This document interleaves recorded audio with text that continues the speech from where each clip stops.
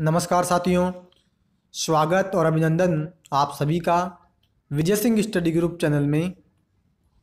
मैं विजय सिंह और फ्रेंड्स हम चर्चा कर रहे थे इंडियन पॉलिटी की हमारी सीरीज चल रही है भारत की राज्य व्यवस्था में। हम एम लक्ष्मीकांत की ये जो बुक है इसकी हम चर्चा कर रहे हैं और इस बुक के 8 लेसन हमने कंप्लीट कर लिए। आज मित्रों हम जो चर्चा करेंगे वो हमारा नवा लेसन है जो कि फंडामेंटल ड्यूटीज से संबंधित है। किससे? मूल कर्तव्यों से संबंधित है। तो इसकी आज हम चर्चा करेंगे जो कि संविधान के भाग 4 क के अंदर, किस में? भाग 4 क में हम इसको शामिल करते हैं जो संविधान के 22 भाग हैं हमारे उसमें। ठीक है। और पिछले जो लेसन्स है उसकी वीडियो जितने भी व्यूअर्स ने नहीं देखी है ज़रूर से मेरे उन वीडियोज़ को आप देख लीजिएगा।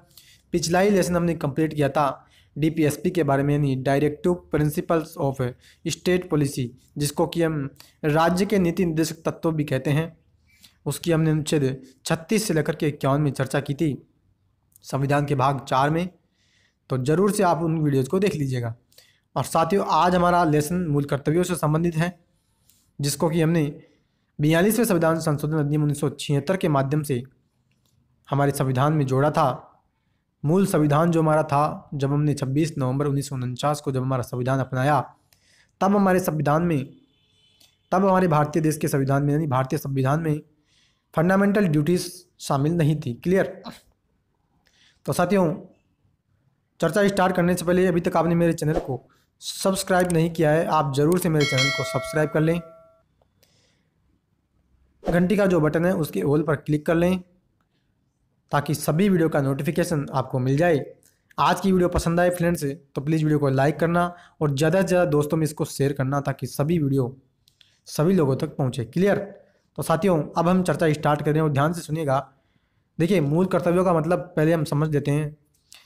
देखिए जब हमने चर्चा की थी मूल अधिकारों की, तब भी मैंने आपको बताया था कि अधिकार यानी हमने लोगों को अधिकार तो दे दिया, यानी मान लीजिए हमने क्या किया, हमने भारत देश के नागरिकों को अधिकार मतलब हमने कुछ उनको सुविधाएं दे दी, यानी हमने उनको कुछ अधिकार दे दिया कि आपके ये अधिकार हैं, इनका हनन हो तो आप सुप्रीम कोर्ट या हाई कोर्ट चले जाना। लेकिन मित्रों ये भी तो ज़रूरत थी ना कि उनके कुछ कर्तव्य भी तो बने, नागरिकों के कुछ कर्तव्य भी तो बनते हो। यानी यही खाली यही नहीं होना चाहिए कि उनको सुख सुविधाएँ मिले, उनका अपने देश के प्रति, समाज के प्रति भी कुछ कर्तव्य बनने चाहिए, होने चाहिए। ठीक है।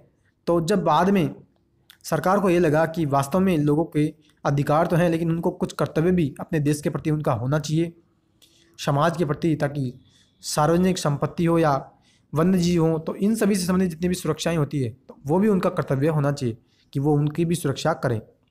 इसी को ध्यान में रखते हुए फिर जाकर के 1976 में 42वें कॉन्स्टिट्यूशन अमेंडमेंट के माध्यम से हमने कुछ कर्तव्यों को शामिल किया। यानी अधिकारों के साथ साथ हमने लोगों को कुछ कर्तव्य भी बताया कि आपके पास अधिकार तो हैं लेकिन आपके कुछ कर्तव्य भी हमारे देश के प्रति बनते हैं। क्लियर? तो ये मूल कर्तव्य हैं। देखो क्या कहता है, कहता है यद्यपि नागरिकों के अधिकारों और कर्तव्य आपस में संबंधित और अविभाज्य हैं, लेकिन मूल संविधान में मूल अधिकारों को हमने रखा न कि मूल कर्तव्यों को। क्या कह रहा है? ये कह रहा है कि नागरिकों के अधिकार और कर्तव्य, क्लियर, आपस में क्या है? संबंधित है और अविभाज्य, यानी ये एक दूसरे से अलग नहीं है, ये एक दूसरे से जुड़े हुए हैं। लेकिन फिर भी मित्रों क्या कह रहा है? फिर भी ये कह रहा है कि जब हमने मूल संविधान हमारे देश में अपनाया, यानी जब संविधान की निर्माण की मैंने चर्चा की थी तब हमने डिटेल से चर्चा की थी कि मूल संविधान क्या होता है। क्या मूल संविधान क्या होता है? मूल संविधान वे यानी उस संविधान को, यानी उस समय के संविधान को मूल संविधान कहते हैं जब हमने हमारे देश का संविधान अपनाया। और संविधान हमने कब अपनाया? 26 नवंबर 1949 को, न कि 26 जनवरी 1950 को। क्लियर? 26 नवंबर 1949 को हमने संविधान को अपनाया था। तो उस संविधान को हमने मूल संविधान कहा है और उसमें हमने मूल अधिकार को शामिल किया था, बिल्कुल सही। लेकिन मूल कर्तव्य उस समय शामिल थे ही नहीं। आगे कहते हैं कि बाद में 1976 में नागरिकों के मूल कर्तव्यों को संविधान में हमने जोड़ा और 2002 में एक और मूल कर्तव्य को हमने जोड़ा था जो कि 86वां संविधान संशोधन अधिनियम था, जिसमें हमने मित्रों शिक्षा के अधिकार की बात की थी कि राज्य का एक कर्तव्य होगा कि सभी बच्चों को निःशुल्क और अनिवार्य शिक्षा उपलब्ध करवाई। क्लियर। तो ये तो हमने बात की कि कब हमने मूल कर्तव्यों को हमारे संविधान में जोड़ा। अब फ्रेंड्स, ऐसी एक समिति आई थी जिसने मूल कर्तव्यों को हमारे संविधान में जोड़ने की रिकमेंडेशन दी, यानी सिफारिशें उसने दी थी कि हमारे संविधान में मूल कर्तव्य भी होने चाहिए। ठीक है। और उस समिति को क्या कहते हैं? स्वर्ण सिंह समिति। सरदार स्वर्ण सिंह समिति भी हम उसको कहते हैं। तो इस समिति ने मित्रों भारत देश की जो संविधान है, इंडियन कॉन्स्टिट्यूशन में मूल कर्तव्यों को जोड़ने की सिफारिश की थी। देखो क्या कहता है कि 1976 में, मित्रों ये बहुत इंपॉर्टेंट समिति है और एग्जाम में तो डायरेक्ट यहाँ से क्वेश्चन बन जाता है कि स्वर्ण सिंह समिति किससे संबंधित थी। ठीक है। मूल अधिकार, डीपीएसपी या राज्य पुनर्गठन आयोग या उपरोक्त में से कोई नहीं। तो ऐसे ऑप्शन भी वहाँ पे दे दिए जाते हैं। क्लियर है। तो देखिए क्या कहता है स्वर्ण सिंह समिति के बारे में। कह रहा है कि 1976 में क्या हुआ, कांग्रेस की पार्टी, आपको पता है 1976 में इंदिरा गांधी का शासनकाल चल रहा था। ठीक है। 1966 से लेकर के 1977 तक इंदिरा गांधी जी का शासनकाल था। तो उसी समय की बात बताई जा रही है और कहते हैं कि 1976 में कांग्रेस पार्टी ने क्या किया, सरदार स्वर्ण सिंह समिति का उन्होंने क्या किया, गठन कर दिया। एक कमेटी अपॉइंट की जिसे क्या कहा, राष्ट्रीय आपातकाल, जो 1975 से 77 के दौरान जब इंदिरा गांधी के शासनकाल में राष्ट्रीय आपातकाल लगा, तो उस दौरान क्या हुआ मित्रों, लोगों के जो मूल अधिकार थे वो तो हनन हुए ही, लेकिन लोगों ने सार्वजनिक संपत्ति को बहुत नुकसान पहुंचाया। तो इसी को संदर्भ में ध्यान रखते हुए कांग्रेस पार्टी ने सरदार स्वर्ण सिंह समिति का उन्होंने गठन कर दिया। और गठन किस लिए किया था? गठन इसलिए किया था कि जो राष्ट्रीय आपातकाल जब हमने लगाया उस दौरान मूल कर्तव्यों आदि की आवश्यकता के बारे में उनको क्या करना था, सिफारिशें देनी थी। यानी राष्ट्रीय आपातकाल के दौरान कितना हमारे देश को नुकसान पहुंचा, तो उन सभी के बारे में मूल कर्तव्यों से संबंधित उनको सिफारिशें देनी थी। क्लियर।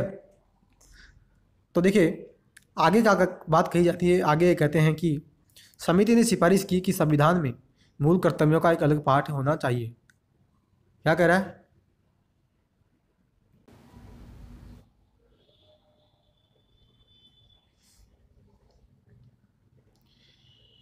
ये कहता है मित्रों कि समिति ने क्या किया, संविधान में मूल कर्तव्यों को जोड़ने की उसने क्या की, सिफारिश की। उसने ये कहा कि संविधान जो हमारा है उस संविधान के अंदर मूल कर्तव्य भी जुड़े हुए होने चाहिए, यानी मूल कर्तव्यों का भी एक अलग से पाठ होना चाहिए। केंद्र में कांग्रेस सरकार ने इन सिफारिशों को स्वीकार कर लिया और 42वें कॉन्स्टिट्यूशन अमेंडमेंट 1976 को लागू कर दिया। यानी जैसे ही समिति ने सिफारिश की तो समिति की सिफारिशों को सरकार ने मान लिया और सरकार लेकर के आ गई 42वां संविधान संशोधन अधिनियम, और इसको ला करके उसने एक नए भाग संविधान में भाग 4 को जोड़ दिया। और इस 4 का में केवल एक अनुच्छेद था, कौन सा, आर्टिकल 51A। क्लियर। यानी संविधान का भाग 4A और उसमें अनुच्छेद 51A जो मूल कर्तव्यों से संबंधित है। क्लियर। और आगे देखो नेक्स्ट क्या कहता है। नेक्स्ट कहता है कि इस नए भाग में केवल एक अनुच्छेद था, आर्टिकल 51 के, जिसमें पहली बार नागरिकों के 10 मूल कर्तव्यों का हमने विशेष उल्लेख किया। यानी जब हमने 42वां संविधान संशोधन अधिनियम 1976 जब हम लेकर के आए थे ना मित्रों, तो उस मूल कर्तव्यों में हमने कितने मूल कर्तव्य जोड़े थे, 10। क्लियर। लेकिन बाद में हम 86वां जब संविधान संशोधन लेकर के आए उसके माध्यम से एक और हमने मूल कर्तव्य इसमें जोड़ दिया था। और वर्तमान में जो हमारे मूल कर्तव्यों की जो सूची है उसमें कितने मूल कर्तव्य हैं, 11 मूल कर्तव्य। ध्यान रखना बहुत इंपॉर्टेंट है। डायरेक्टली फ्रिक्वेंसी यानी डायरेक्टली यहाँ से फैक्चुअल क्वेश्चन बनने की पूरी संभावना रहती है कि मूल कर्तव्य की सूची में कितने मूल कर्तव्य शामिल हैं। तो ध्यान रखना 11 मूल कर्तव्य इसमें शामिल है। क्लियर। अब देखो नेक्स्ट क्या कहता है। कहता है कि यद्यपि स्वर्ण सिंह समिति ने संविधान के 8 मूल कर्तव्यों को जोड़ने का सुझाव दिया, लेकिन 42वें कॉन्स्टिट्यूशन अमेंडमेंट 1976 के द्वारा हमने 10 मूल कर्तव्यों को जोड़ा था।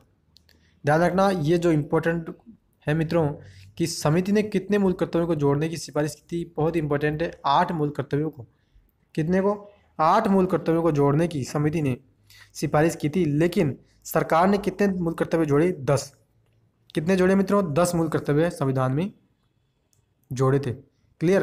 तो ये तो हमने चर्चा की मूल कर्तव्य क्या है, कैसे हमारे संविधान में मूल कर्तव्य जोड़े गए, ऐसी कौन सी परिस्थितियां बनी, और साथ ही जो बहुत इंपॉर्टेंट कमेटी जो बनी सरदार स्वर्ण सिंह समिति की अध्यक्षता में, उस कमेटी के बारे में भी हमने डिटेल से चर्चा की है। क्लियर। अब फ्रेंड्स जो चर्चा करेंगे, हम पूरे मूल कर्तव्यों के बारे में चर्चा कर रहे हैं, यानी हमारे जो मूल कर्तव्य हैं अनुच्छेद 51 में, तो कौन कौन से हैं उनकी हम डिटेल से एक एक मूल कर्तव्य की अब चर्चा स्टार्ट कर रहे हैं। और देखो क्या कहता है कि आर्टिकल 51 के अनुसार भारत के प्रत्येक नागरिक का कर्तव्य होगा, क्या कर्तव्य होगा, कि वह संविधान का पालन करे। क्या प्रत्येक भारत के नागरिक का ये कर्तव्य है कि उसको संविधान का पालन करना चाहिए। साथ ही संविधान के जो आदर्श हैं, साथ ही संस्थाओं और राष्ट्रध्वज और राष्ट्रगान का भी आदर करे। क्लियर। राष्ट्रध्वज और राष्ट्रगान का भी प्रत्येक नागरिक को आदर करने का कर्तव्य हमने बना दिया है आर्टिकल 51 में। पहला हमारा मूल कर्तव्य की हमने चर्चा की। क्लियर। इसी कारण से तो मित्रों हम जब राष्ट्रगान यानी जब राष्ट्रगान बजाया जाता है तो उस समय हम सावधान की पोजीशन में खड़े रहते हैं, नहीं, हम राष्ट्रगान का आदर करते हैं। ये हमारा मूल कर्तव्य है, फंडामेंटल ड्यूटी है हमारी। आगे कहता है स्वतंत्रता के लिए हमारे राष्ट्रीय आंदोलन को प्रेरित करने वाले उच्च आदर्शों को हृदय में संजोए रखें और उनका पालन भी करें। यानी आज़ादी के लिए हमारे, यानी जब राष्ट्रीय आंदोलन जो चला आज़ादी के लिए, यानी भारत देश को आज़ाद कराने के लिए जो राष्ट्रीय आंदोलन चला था, उसको जो प्रेरित करने वाले जो आदर्श हैं उनको भी हमें सम्मान देना है, हृदय में संजोए रखना है, उनका पालन करना है। तो ये दूसरा मूल कर्तव्य हुआ। तीसरा, भारत की संप्रभुता, एकता और अखंडता की हमें रक्षा करनी है, उसे हमें अक्षुण्ण रखना है। यानी भारत देश हमेशा एक बना रहे, विविधता में एकता रहे, अखंड भारत रहे, यानी भारत टुकड़ों टुकड़ों में विभाजित न हो। इस कारण हमें अखंडता की रक्षा करनी है और इसे हमें अक्षुण्ण यानी हमें इसके बरकरार भी रखना है कि भारत देश एक रहे, अखंड रहे। क्लियर। चौथा मूल कर्तव्य देखो क्या कहता है, देश की रक्षा करें। क्या हमें भारत देश की रक्षा भी करनी है और आह्वान किए जाने पर राष्ट्र की सेवा भी करें। क्या अगर सरकार बुलाए देश की सेवा करने के लिए तो हमें राष्ट्र की सेवा भी करनी चाहिए। क्लियर। आई होप कि मित्रों लेक्चर आपको अच्छी प्रकार से समझ आ रहा है। नेक्स्ट देखो क्या कहता है, नेक्स्ट कहता है भारत के सभी लोगों में समरसता और समान भ्रातृत्व की भावना का निर्माण करें, जो धर्म, भाषा और प्रदेश या वर्ग आधारित सभी भेदभाव से परे हो। या क्या कह रहा है मित्रों, कहता है कि लोगों में समरसता की भावना हो, सभी मेलजोल से रहे। क्लियर। भ्रातृत्व की भावना हो, भाईचारे की भावना के साथ रहे। धर्म हो या भाषा हो या प्रदेश या वर्ग के आधार पर किसी भी प्रकार का डिस्क्रिमिनेशन, भेदभाव न हो। क्लियर। साथ ही ऐसी प्रथाएं भी हमें त्यागनी चाहिए जो स्त्रियों के सम्मान के विरुद्ध है। क्या, जिससे स्त्रियों की, महिलाओं का जो डिग्निटी है, जो गरिमा है, जो सम्मान है, ठीक है, वो कम हो। तो ऐसी प्रथाओं को, ऐसे रीति रिवाजों को हमें त्यागना चाहिए। ये भी हमारा मौलिक कर्तव्य है। क्लियर।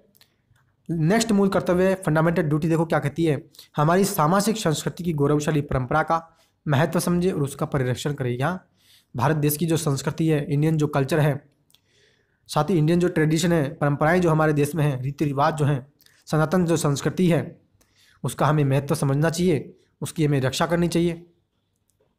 क्लियर। सातवां एफडी फंडामेंटल ड्यूटी जो है वो क्या है, देखो कहता है प्राकृतिक पर्यावरण की, यानी हमें अपने एनवायरनमेंट की, वातावरण की, जिसमें वन की हो या झील की, नदी और वन्य जीवों की हमें रक्षा करनी है। हमें उनका संवर्धन करना है और प्राणी मात्र के प्रति हमें दया भाव भी रखनी है। यानी कोई भी प्राणी हो, चाहे पशु हो या मनुष्य हो, जीव जंतु जितने भी होते हैं उनके प्रति हमें दया भाव रखनी है, करुणा हमें रखनी है। क्लियर। नेक्स्ट क्या कहता है, वैज्ञानिक दृष्टिकोण, मानववाद और ज्ञानार्जन तथा सुधार की भावना का विकास करना है। क्या हमें साइंटिफिक अप्रोच रखनी है, साथ ही मानववाद और ज्ञानार्जन करना है। सुधार की भावना हमें दिन प्रतिदिन रखनी है कि विभिन्न प्रकार के जो काम होते हैं या विभिन्न प्रकार की जो रीति रिवाज हैं, कोई भी जो परंपराएं होती है, उन सभी में हमें सुधार की आवश्यकता अगर पड़े तो हमें सुधार भी उनका करना है। नेक्स्ट देखो क्या कहता है, नेक्स्ट कहता है सार्वजनिक संपत्ति को सुरक्षित रखना है और हिंसा से दूर रखना है, हिंसा से हमें दूर रहना है। क्लियर। ये हमारी मित्रों बहुत इंपॉर्टेंट फंडामेंटल ड्यूटी है कि सार्वजनिक संपत्ति जो होती है ना, उस सार्वजनिक संपत्ति की हमें सुरक्षा करनी है और हमें हिंसा भी नहीं करनी है। क्लियर। इसी को ध्यान में रखते हुए, यानी जब राष्ट्रीय आपातकाल जब लगा था तो बहुत से सार्वजनिक संपत्ति को नुकसान पहुंचा, इसी को ध्यान में रखते हुए फिर कमेटी गठित की, सरदार स्वर्ण सिंह अध्यक्ष समिति यानी सरदार स्वर्ण सिंह समिति की हमने उसका गठन किया और उन्होंने जाकर के फिर सिफारिशें की थी। क्लियर। 10वां जो मूल कर्तव्य है, देखो क्या कहता है, व्यक्तिगत यानी पर्सनल और सामूहिक गतिविधियों के सभी क्षेत्रों में उत्कर्ष की ओर बढ़ने का हमें प्रयास करना है, साथ ही जिससे कि राष्ट्र निरंतर बढ़ते हुए प्रयत्न और उपलब्धि की नई ऊंचाइयों को छुए। यानी हमें दिन प्रतिदिन ऐसे काम करना है जिससे हमारा देश और अग्रसर बढ़ता रहे, दिन प्रतिदिन हमारे देश का विकास होता रहे और एक नई उपलब्धि हमारा देश प्राप्त करे। और मित्रों, ये जो मैं बात कर रहा था कि 86वें संविधान संशोधन के द्वारा हमने एक और मूल कर्तव्य जोड़ा था, वो था 6 से लेकर के 14 वर्ष तक की उम्र के बीच अपने बच्चों को शिक्षा के अवसर उपलब्ध कराने का ये फंडामेंटल ड्यूटी हमने 86वें कॉन्स्टिट्यूशन अमेंडमेंट एक्ट 2002 के माध्यम से भारत के संविधान में जोड़ी। तो कुल मिलाकर के मित्रों इस प्रकार से टोटल 11 फंडामेंटल ड्यूटीज हमारी हो जाती है, जिसमें कि हमने 42वें संविधान संशोधन के माध्यम से तो 10 जोड़े थे, एक हमने 86वें कॉन्स्टिट्यूशन के माध्यम से जोड़ा। और मित्रों सरदार स्वर्ण सिंह समिति ने जो सिफारिश की थी वो 8 मूल कर्तव्यों को जोड़ने की सिफारिश की थी। क्लियर। तो ये आपको जरूर से याद रखना है। अब साथियों हम जो चर्चा करेंगे वो करेंगे मूल कर्तव्यों की विशेषताओं के बारे में। क्या इनकी जो विशेषताएं क्या क्या है, कैरेक्टरिस्टिक्स की हम अब चर्चा करने वाले हैं। तो देखो क्या कहता है कि इनमें से कुछ, पहला कहता है इनमें से कुछ तो नैतिक है, यानी कुछ तो एथिकल फंडामेंटल ड्यूटी है, तो कुछ नागरिकों के लिए है। जैसे स्वतंत्रता संग्राम के उच्च आदर्शों का सम्मान एक नैतिक दायित्व है, यानी स्वतंत्रता संग्राम जो हमारा हुआ उसके जितने भी आदर्श हैं उनको हमें सम्मान प्रकट करना है। तो ये तो एक एथिकल दायित्व, एथिकल ड्यूटी हो गई। जबकि राष्ट्रीय ध्वज और राष्ट्रगान का हमें आदर करना है, ये नागरिक कर्तव्य हो गया। क्या, यानी राष्ट्रीय ध्वज और राष्ट्रगान का आदर करने का जो कर्तव्य है ना मित्रों, ये केवल भारत के नागरिक का ही है। यानी अगर कोई विदेश, यानी मान लीजिए अगर राष्ट्रगान बज रहा है और कोई विदेशी व्यक्ति है वो उसका सम्मान नहीं कर रहा है, तो बिल्कुल वो नहीं कर सकता, क्योंकि वो भारत का नागरिक है ही नहीं। वो तो अपने देश के राष्ट्रगान के प्रति सम्मान प्रकट करेगा। इसलिए कह रहे हैं कि ये नागरिक कर्तव्य है, कौन सा, राष्ट्रीय ध्वज राष्ट्रगान का आदर करना। क्लियर। तो ये पहली विशेषता। दूसरी की हम चर्चा करें, कहता है कि ये मूल्य जो हैं, कौन से, जो हमने बात की फंडामेंटल ड्यूटीज़ की, कहता है भारत की परंपरा, पौराणिक कथाओं, धर्म एवं पद्धतियों से संबंधित है। किससे? भारत की जो ट्रेडिशन है, पौराणिक कथाएं और जो भारत की जो सनातन संस्कृति है, जितने भी रीति रिवाज हैं उनसे ये संबंधित है। अर्थात ये भारतीय जीवन पद्धति के आंतरिक कर्तव्यों का वर्गीकरण है। बिल्कुल सही बात है। भारत की जो जीवन पद्धति है, जीवन जीने की जो शैली है, लाइफ स्टाइल है, उसी का ये कर्तव्यों का वर्गीकरण है। तीसरी विशेषता की चर्चा करें, कहता है कुछ मूल अधिकार जो सभी लोगों के लिए हैं, चाहे वे नागरिक हो या विदेशी। बिल्कुल सही बात है। हमने बात भी की थी जब फंडामेंटल राइट का मैंने आपको चैप्टर कंप्लीट करवाया, तब मैंने आपको बताया भी था कि आर्टिकल 15, आर्टिकल 16, 19, 29 और 30 ये 5 मूल अधिकार ऐसे बताए थे जो केवल विदेशी, यानी जो केवल भारत के नागरिकों को ही प्राप्त है। यानी ये अधिकार हमने विदेशी व्यक्तियों को नहीं दिए थे। तो यही यहाँ पे कह रहे हैं कि कुछ मूल अधिकार जो है सभी लोगों के लिए हैं, यानी सारे मूल अधिकार जो हैं वो तो सभी लोगों के लिए हैं, चाहे वे नागरिक हों। यानी सारे मूल अधिकार जो हैं वो सारे नागरिकों के लिए उपलब्ध हैं। क्लियर। लेकिन मित्रों इनको छोड़ करके जो अधिकार हैं वो हमने विदेशी व्यक्तियों को भी तो दिए हैं। तो इसलिए ये कहता है कि चाहे वो व्यक्ति नागरिक हो या विदेशी, उनको हमने मूल अधिकार दिए हैं। लेकिन मूल कर्तव्य किसके लिए हैं? केवल नागरिकों के लिए। ध्यान रखना, मूल कर्तव्य केवल नागरिकों के लिए है, विदेशी व्यक्तियों के लिए नहीं है। जबकि मूल अधिकार जो हमने दिए थे, हमने विदेशी व्यक्तियों को भी दिए थे और भारत के नागरिकों को भी हमने मूल अधिकार दिए हैं। क्लियर। आई होप कि आपको अच्छी प्रकार से समझ आया। नेक्स्ट की चर्चा करें विशेषता में, कहता है निदेशक तत्वों की तरह मूल कर्तव्य गैर न्यायोचित होते हैं। बिल्कुल सही बात है। यानी निदेशक तत्व जब हमने बात की थी तो मैंने आपको बताया था कि इनके हनन पर, यानी अगर सरकार निदेशक तत्वों को लागू न करे तो आप सुप्रीम कोर्ट और हाई कोर्ट उसमें जाकर के उनको लागू करवाने के लिए याचिका दायर नहीं कर सकते या आप रिट जारी नहीं करवा सकते। तो इसी प्रकार से मूल कर्तव्य भी गैर न्यायोचित है, उनको भी हम लागू नहीं करवा सकते जुडिशरी में जाकर के, न्यायपालिका में जाकर के। कहता संविधान में सीधे न्यायालय के जरिए इनके क्रियान्वयन की व्यवस्था नहीं है। अर्थात इनके हनन के खिलाफ कोई कानूनी संस्तुति नहीं है, यद्यपि संसद उपयुक्त विधान के द्वारा इनके क्रियान्वयन के लिए स्वतंत्र है। वही बात कह रहा है कि इनके क्रियान्वयन की व्यवस्था न्यायालयिक जरिए नहीं है और इनके खिलाफ कोई कानूनी संस्तुति भी नहीं है, लेकिन संसद अगर चाहे तो कानून के माध्यम से इनको क्रियान्वयन कराने के लिए संसद को हमने शक्ति दे रखी है, यानी संसद स्वतंत्र है। अब फ्रेंड्स, हम जो चर्चा करने वाले हैं वो करेंगे मूल कर्तव्यों की आलोचनाओं के बारे में, यानी मूल कर्तव्यों की आलोचनाओं के बारे में अब हम चर्चा स्टार्ट करते हैं। और देखिए, आलोचक जो थे उन आलोचकों ने फंडामेंटल ड्यूटीज की क्या क्या आलोचनाएं की है, उनकी एक एक करके चर्चा करते हैं। कहता है भारतीय संविधान के भाग 4 में उल्लिखित मूल कर्तव्यों की निम्न आधार पर आलोचनाएं भी की जाती है। कौन कौन सी? पहली आलोचना देखो क्या कहता है। कहता है कि मूल कर्तव्यों की सूची जो है पूर्ण नहीं है। क्या ये कह रहे हैं आलोचक की मूल कर्तव्य जो है ना पूरे नहीं है, इसमें कुछ और मूल कर्तव्य भी होने चाहिए थे। आलोचक कहते हैं क्योंकि इनमें कुछ अन्य कर्तव्य जैसे मतदान का कर्तव्य है, कर अदायगी का कर्तव्य, परिवार नियोजन का आदि भी समाहित होने चाहिए थे, यानी ये समाहित नहीं है। क्लियर? यानी आलोचक कह रहे हैं कि ये जो सूची आपने बनाई है 11 मूल कर्तव्यों की, ये मूल कर्तव्य कम है, इसके अलावा भी और भी मूल कर्तव्य होने चाहिए थे। जैसे मतदान करने का आपको कर्तव्य होना चाहिए था, टैक्स देने का आपको कर्तव्य होना चाहिए था और परिवार नियोजन का भी आपका कर्तव्य होना चाहिए था। तो ये भी कर्तव्य इस सूची में होने चाहिए थे, ये इसमें शामिल नहीं है। और कहते हैं कि असल में कर अदायगी के कर्तव्य को स्वर्ण सिंह समिति ने संस्तुति भी दी थी। क्या कि प्रत्येक व्यक्ति का ये कर्तव्य होना चाहिए कि वो टैक्स अदा करे। तो इसकी सिफारिश की थी मित्रों, किसने? स्वर्ण सिंह समिति ने, लेकिन सरकार ने इसको स्वीकार नहीं किया। क्लियर? दूसरी आलोचना हम करते हैं। कहता है कुछ कर्तव्य स्पष्ट और आम आदमी के लिए समझने में कठिन है। विभिन्न शब्दों की व्याख्या भिन्न हो सकती है, जैसे उच्च आदर्श हो, सामाजिक संस्कृति और वैज्ञानिक दृष्टिकोण, इनका मतलब क्या समझे हम। ठीक है, तो इनके बारे में हमने समझाया ही नहीं है इन मूल कर्तव्यों में, इस कारण से आम आदमी के लिए समझने में कठिन है। क्लियर? आई होप कि मित्रों अच्छी प्रकार से लेक्चर आपको समझ में आ रहा है। नेक्स्ट की चर्चा करें। कहता है अपनी गैर न्यायोचित छवि के चलते उन्हें आलोचकों के द्वारा नैतिक आदेश करार दिया गया।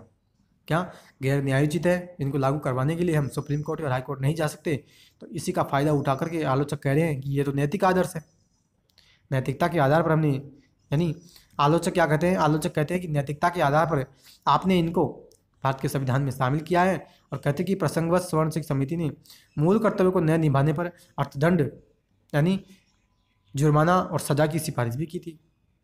यानी समिति ने यह भी सिफारिश की थी अगर कोई व्यक्ति मूल कर्तव्यों का पालन न करे तो आप उस पर जुर्माना लगाइए, आप उस पर उसको सज़ा दीजिए, लेकिन सरकार ने इनको शामिल नहीं किया।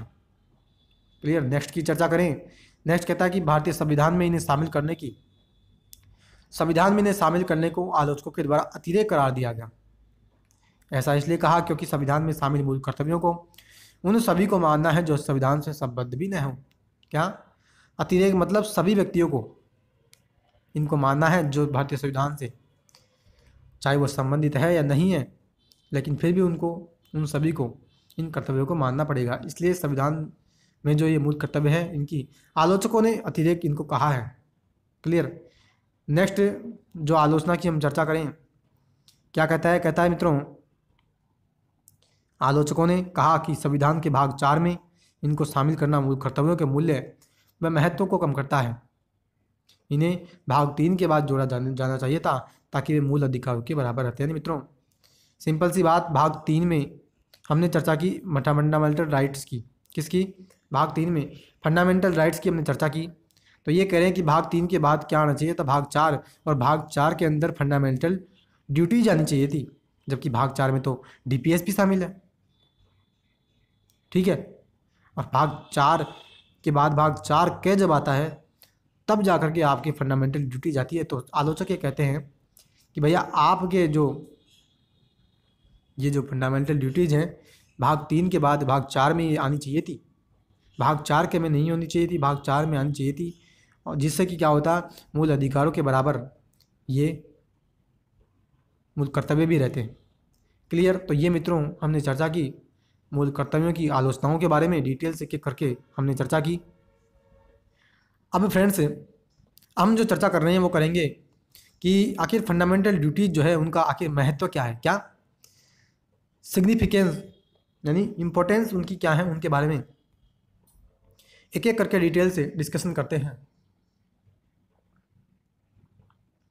क्या कहता है, देखो कहता है कि नागरिकों की तब मूल कर्तव्य सचेतक के रूप में सेवा करते हैं जब अपने अधिकार का वे प्रयोग करते हैं। बिल्कुल सही बात है। तो मैंने आपको ये बात कही भी थी शुरुआत में ही कि बेशक हमने नागरिकों को अधिकार तो दिया है मूल अधिकार के रूप में, लेकिन उनका कुछ कर्तव्य भी बनता है, उनका कुछ कर्तव्य भी तो बनता है कि अपने अधिकारों के साथ साथ वे कुछ कर्तव्य भी निभाए अपने देश के प्रति, समाज के प्रति।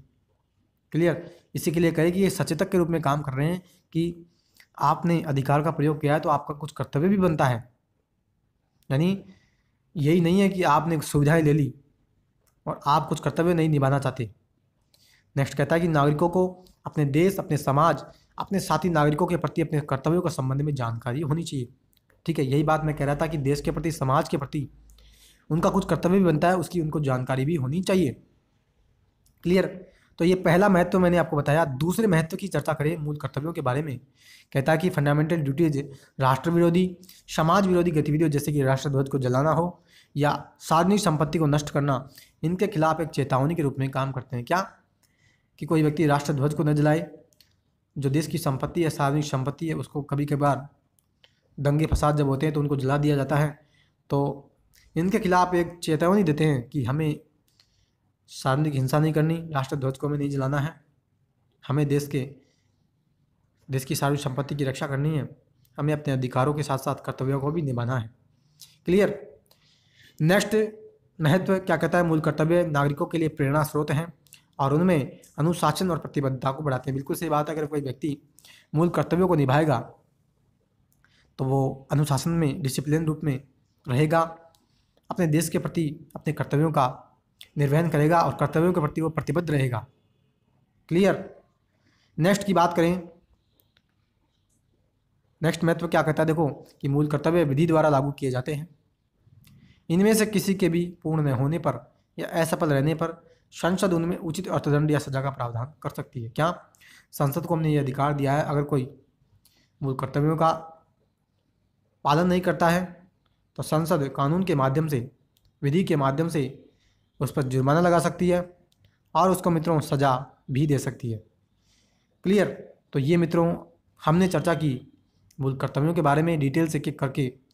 हमने पहले विशेषताओं की चर्चा की, हमने आलोचनाओं की भी चर्चा की, सरदार स्वर्ण सिंह समिति के बारे में डिटेल से मैंने चर्चा की, फिर हमने मूल कर्तव्यों के महत्व के बारे में चर्चा की। अब फ्रेंड्स एक कमेटी और आई थी मूल कर्तव्यों से संबंधित, वो भी इम्पोर्टेंट है, उसकी भी हम चर्चा कर लेते हैं और साथ ही इसकी चर्चा के साथ हमारा लेसन नंबर 9 कंप्लीट हो जाएगा। तो देखिए क्या कहता है, 1999 में देखिए सरदार स्वर्ण सिंह समिति गठित हुई 1976 में और वर्मा समिति गठित हुई 1999 में। ठीक है, देखिए वर्मा समिति क्या करी है, कहती है नागरिकों के मूल कर्तव्य संबंधी वर्मा कमेटी ने कुछ मूल कर्तव्यों की पहचान व उनके क्रियान्वयन के लिए कानूनी प्रावधानों को लागू करने की व्यवस्थाएं की। क्या कर रहा है समिति, ये कह रही है वर्मा कमेटी कि मूल कर्तव्य जो हैं उनका क्रियान्वयन हो, किसके माध्यम से, कानूनी प्रावधानों के माध्यम से। तो देखो क्या कहती है, ये कहती है समिति, ये कह रही है कि राष्ट्र गौरव अपमान निवारण अधिनियम 1971 यह भारत के संविधान, राष्ट्रीय ध्वज और राष्ट्रगान के अनादर का निवारण करता है। क्या कहता है, ये जो एक्ट है ना मित्रों, राष्ट्र गौरव अपमान निवारण अधिनियम 1971, अगर कोई व्यक्ति राष्ट्रध्वज या राष्ट्रगान का आदर नहीं करता तो इस एक्ट के माध्यम से सरकार उसको सजा दे सकती है। क्लियर। सीधा सा ये प्रावधान है, यानी कमेटी यही तो बता रही है कि कानूनों के माध्यम से हम कैसे मूल कर्तव्यों को लागू करवा सकते हैं। दूसरा क्या कहती है कमेटी, कहती है बहुत से आपराधिक कानून लोगों के बीच भाषा, मूल वंश, जन्म स्थान के आधार पर भेद फैलाने वाले को दंड देने की व्यवस्था भी करते हैं। कह रहे हैं कि बहुत से ऐसे क्रिमिनल लॉ हैं जो अगर कोई व्यक्ति जन्म के आधार पर या भाषा के आधार पर, अन्य मामलों के आधार पर अगर भेदभाव करता है, डिस्क्रिमिनेशन करता है, तो सरकार उसको उन कानूनों के माध्यम से सजा प्रदान कर सकती है। क्लियर। नेक्स्ट क्या कहता है कि वाइल्ड लाइफ प्रोटेक्शन एक्ट 1972 यानी वन्य जीव संरक्षण अधिनियम 1972 के माध्यम से दुर्लभ जीव यानी जो बहुत कम जीव हमारे देश में बचे हैं और लुप्त प्राय जो लुप्त होने की कगार पर हैं उनका जो व्यापार होता है, ठीक है, जो ट्रैफिकिंग जो होती है उनकी, उसको हमें रोकना है, उसको हमें प्रतिबंध लगाना है।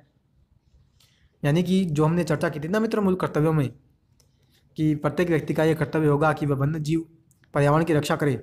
तो कैसे करेगा हमें यानी कैसे व्यक्ति वन्य जीव और पर्यावरण की रक्षा करेगा? तो वर्मा कमेटी ये बता रही है कि हम कानूनों के माध्यम से इन मूल कर्तव्यों का पालन करवाएंगे। और ये जो मूल कर्तव्य जो हमने बताया कि वनों का और वन्य जीवों का हम संरक्षण करेंगे, किसके माध्यम से? इस एक्ट के माध्यम से। यानी हम मूल कर्तव्यों का पालन करवा रहे हैं कानूनों के माध्यम से। क्लियर? और नेक्स्ट देखो क्या कहता है कि विधि विरुद्ध क्रियाकलाप निवारण अधिनियम यानी यूपा जो होता है अनलॉफुल एक्टिविटीज प्रिवेंशन एक्ट 1976 किसी सांप्रदायिक संगठन को गैर कानूनी घोषित करने की व्यवस्था करता है। यानी विभिन्न प्रकार के जो आतंकवादी संगठन होते हैं ना मित्रों, उन संगठनों को इस एक्ट के माध्यम से, यूपा एक्ट के माध्यम से हम उनको गैर कानूनी इलीगल घोषित कर देते हैं। क्लियर? तो ये फ्रेंड्स आज हमारा ये लेसन मूल कर्तव्यों से संबंधित जो था कंप्लीट हुआ। आई होप कि आपको आज का लेक्चर बहुत पसंद आया होगा। अगर मित्रों वीडियो पसंद आई है तो प्लीज़ वीडियो को लाइक करना, ज़्यादा से ज़्यादा दोस्तों में इसको शेयर करना, और चैनल को मित्रों आपने अभी तक भी सब्सक्राइब नहीं किया है, आप ज़रूर से मेरे चैनल को सब्सक्राइब कर लें।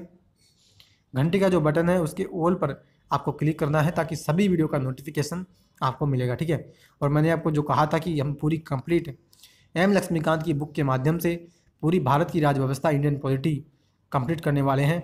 हाई लेवल की हमारी ये स्टडी चल रही है। आप इसको वीडियो को देख करके यूपीएससी या पीसीएस का जो एग्ज़ाम होता है, सबसे बड़ी एग्ज़ाम है, उनको भी इस वीडियो के माध्यम से फाइट कर सकते हो। और मैंने आपको बताया भी था क्या कि जो ये बुक है, कौन सी वाली मित्रों, ये जो हमारी बुक है, ये वाली बुक है, ये बुक पढ़ी ही किसके लिए जाती है? सिविल सेवा और राज्य परीक्षाओं के लिए, यानी यूपीएससी आईएएस के लिए और जो पीसीएस के एग्ज़ाम जो होते हैं उसके लिए ये बुक पढ़ी जाती है। और इसी बुक की हम चर्चा पूरी कर रहे हैं, यानी इस बुक को हम पूरी कंप्लीट करेंगे। इसलिए आप ज़रूर से चैनल को सब्सक्राइब कर लें और साथ ही मित्रों वीडियो को आप ज़रूर ज़्यादा से ज़्यादा लोगों में शेयर करें ताकि सभी मित्रों तक, सभी साथीगण तक ये वीडियो पहुँचे। सभी अपनी इम्पोर्टेंट जो इंडियन पॉलिटी है वो तैयार कर सकें। तो आज का लेक्चर आपको कैसा लगा आप कमेंट बॉक्स में कमेंट जरूर करिएगा। तो फ्रेंड्स अब हमारा जो अगला लेसन स्टार्ट होगा उसमें हम चर्चा करेंगे फ्रेंड्स किसके बारे में? संविधान के संशोधन के बारे में। किसके? आर्टिकल मित्रों, आर्टिकल 368 के बारे में हम चर्चा करेंगे कि संविधान में, यानी हमने अभी तक जब चर्चा की लेसन्स में कि 42वां संविधान संशोधन, जितने भी संविधान संशोधन हम लेकर के आए, तो आखिर संविधान जो संशोधन हम करते हैं ना, कैसे करते हैं, यानी प्रोसेस जो होती है संविधान संशोधन करने की, उस प्रोसेस की अगले लेसन में हम चर्चा करेंगे। लेसन नंबर 10 हमारा स्टार्ट होगा। तो आज के लिए इतना ही, अब मिलते हैं नेक्स्ट लेक्चर में नए लेसन के साथ। तब तक के लिए हैव ए नाइस डे। जय हिंद, जय भारत, वंदे मातरम।